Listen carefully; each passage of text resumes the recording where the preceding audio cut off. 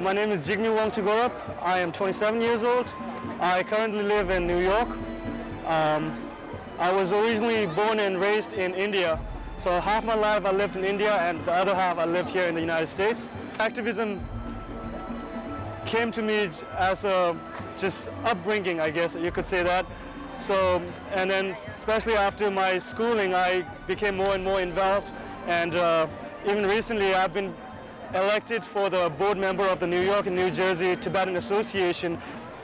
I think we Tibetans in exile have a lot of responsibilities when it comes to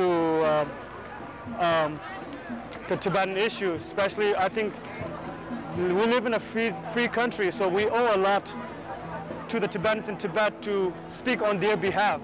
So basically, we are representing Tibetans in Tibet. We are representing the voiceless in Tibet.